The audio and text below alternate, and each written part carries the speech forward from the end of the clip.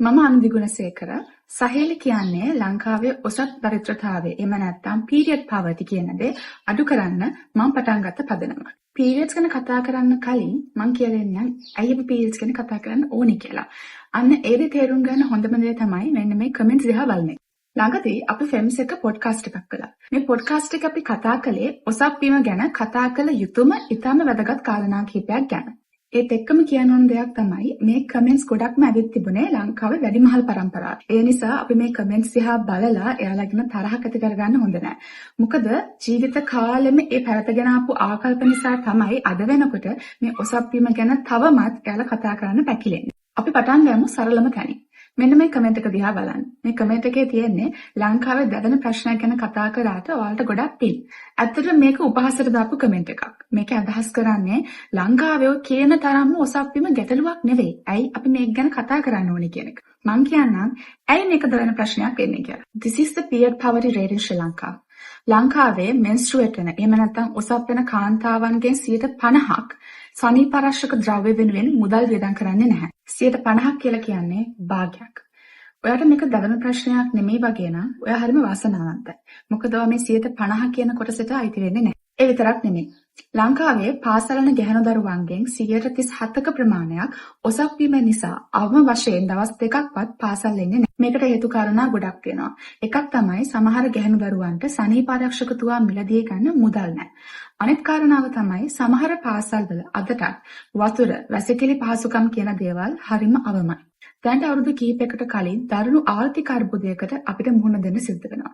මෙන්න මේ අර්බුදයෙන් පස්සේ මේ 37ක ප්‍රමාණය 50 දක්වා වැඩි වෙනවා. තවමත් මේක දැවෙන ප්‍රශ්නයක් නෙමෙයි කියලා හිතනවාද? තවත් කමෙන්ට් එකක්. මේ කමෙන්ට් එකේ තියෙන්නේ ලංකාවේ සනීපාරක්ෂක තුවා බ්‍රවුන් පේපර් බෑග්ස් වල දාලා දෙන එක. එහෙම නැත්නම් පත්තර කොලයකින් ඔතලා දෙන එක ගැන තියෙන අදහසක්. ඔසප් වීම කියලා කියන්නේ අපේ ඇඟෙන් සිද්ධ වෙන හරිම සාමාන්‍ය ක්‍රියාවලියක්.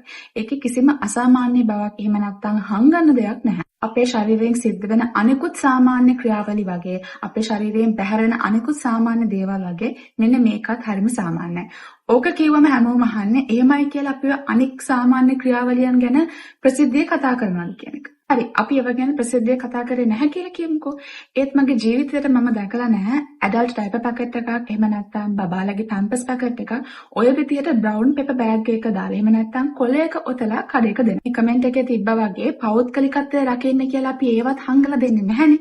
ඒ වගේ තමයි මේකත්. මොකද අපි මේ සමාජයේ මේ දේවල් සාමාන්‍යකරණය කරන්න ඒකෙන් යහපතක් වෙන්නේ සමාජෙටම තමයි. මේකේ කියන විදිහට ඔසප් වීම සිද්ධ වෙනකම් පීරියඩ්ස් හැදෙනකම් ඒක ගැන නොදැන ඉන්න එක හරි ආඩම්බරයටපත් වෙන්න ඕනේ. ඒ වගේම හරි ගෞරවනීය දෙයක් විදිහට තමයි සලකන්නේ. Tamanට ඔසප් වීම සිද්ධ වෙනකම් ඒක මොකක්ද කියලාවත් නොදැන ඉන්න එක එහෙම ආඩම්බර වෙන්න ඕන කාරණාවක් නෙමෙයි. සමාජයේ ඉන්න වැඩිහිටි කාන්තාවන් විදිහට අපිට තියෙන එක යුතුයකමක් තමයි අපේ බාල පරම්පරාවට මේ ඔසප් වීම කියන්නේ මොකක්ද කියන එක කියලා දෙන එක. එතනදී මම කියන්නේ මේ වයස අවුරුදු 4දී 5දී අපි එක කියලා දෙන්න ඕනේ කියලා. හැබැයි අවම වශයෙන් අවුරුදු 10 වෙනකොටවත් මේක මොකක්ද? මේක වෙන්නේ ඇයි? මේක මුලින්ම වුණාම ඔයා මොකක්ද කරන්න ඕනේ කියන එකවත් අපි කියලා දෙන්න ඕනේ. ඒක ලැජ්ජාව බය ගැන සඳහන් කරලා තියෙනවා. බුද්ධාගමේ හැටියට නම් මම දන්න තරමින් ඔය හිරියොත් අපේ කියලා කියන්නේ ලෝකපාලක ධර්මය. එහෙම නැත්නම් ඉරොත්ප්පය කියලා කියන්නේ පවට තියෙන ලැජ්ජාව සහ බිය. ඉතින් මේ ඔසප් වීම කියලා කියන්නේ ඔය කියන જાතියේ පවක් නෙමෙයි. අපි ඔසප් වීම ගැන කතා කරන්නේ ඒකේ තියෙන ගැටලු ගැන කතා කරන්න ලැජ්ජ වෙන්නවත් බය වෙන්නවත් ඕනේ නැහැ. අපේ රටේ අදටත් ඔසප් දරිද්‍රතාවය නිසා දුක් විඳින ගැහැණු දරුවන් ඉන්නවා. එතකොට නිතර මේ කපුරුදි භාවිතා කිරීම නිසා, ඒ කියන්නේ සනීපාරක්ෂක තුවා මිලදී ගන්න සල්ලි නැති නිසා කපුරුදි පාවිච්චි කරන කොටසක් ඉන්නවනේ. මේ නිසා ආසාද නැති වෙන ඒ නිසා මිය යන කාන්තාවන් ඉන්නවා. අපි ලැජ්ජ වෙන්න ඕනේ අන්න ඒ කාරණා ගැන. නේ කනගාටුදායක කාරණාව තමයි මේ කමෙන්ට්ස් ගොඩක් නැවෙත් තිබුණේ කාන්තාවන්ගෙන්. ඔසප් වීම කියන්නේ මොකක්ද? ඔසප් වීම වුණාම මොකද වෙන්නේ? ඒක අත්විඳලා තියෙන කාන්තාවන්ගෙන්ම තමයි මෙන්න මේ කමෙන්ට්ස් ඇවිත් තිබුණේ. මේ ප්‍රශ්න ගැන ප්‍රසිද්ධියේ කතා කරන්න ඕනේ කියලා කිව්වම අනිත් කමෙන්ට් එක තමයි අපේ කාලෙත් ওই ප්‍රශ්න තිබුණා. අපි නම් යන්නේ කපුරදී. එහෙම නැත්නම් පිරිමියයි කියනවා අපේ අම්මලාට පෑක්ස් තිබුණෙත් නැහැ. හැබැයි ඔයාලා වගේ කංකදිරියාගෙන. ඒ කාලේ ගොඩක් කාන්තාවන්ට කාන්තා අයිතීන් කාන්තා රෝග ගැන නිසි දැනුමක් තිබුණේ නැහැ. ඒත් එක්කම ගොඩක් කාන්තාවන්ට Tamanට කියලා රැකියාවක් තිබුණේ නැහැ. ඉතින් මේ කාන්තාවන් ආර්ථික වශයෙන් ගත්තම ශක්තිමත් නැහැ. ඒ නිසා ගොඩක් වෙලාවට සිද්ධ වුණේ මේ කාන්තාවන්ට Tamanට සිද්ධ වෙන තාඩන පීඩන, අසාධාරණකම් ඒවා ඔක්කොම බිඳදරාගෙන ඉන්න එක. සහේලි පදනම් විසින් කරලා තියෙන හැම awareness program එකක්. මේව නැත්තම් දැනුවත් කිරීමේ වැඩසටහනක් අවසානයේ ගොඩක් කාන්තාවන් කියන දෙයක් තමයි ඔයාලා මේ ප්‍රශ්න ගැන කතා කරනකම් මෙන්න මේ ලෙඩ රෝග ගැන කතා කරනකම් මම දැනගෙන හිටියේ නෑ ඒක ලෙඩක් කියලා. ඒක රෝගයක් කියලා. ඉතින් මට තේරිච්ච දෙයක් තමයි අපි මේවා හංගගෙන ඉන්න අපි අපේ සමාජයේ කාන්තාවන්ට කරන්නේ අයහපත. මොකද මේවා ගැන කතා කරාම මේ කාන්තාවන් දැනගන්නවා මේකට මම මොනවා හරි පියවරක් ගන්න ඕනේ. මේකට උදව් ගන්න තැන් තියෙනවා.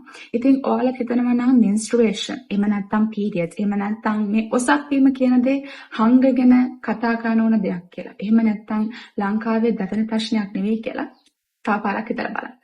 Let's talk about periods.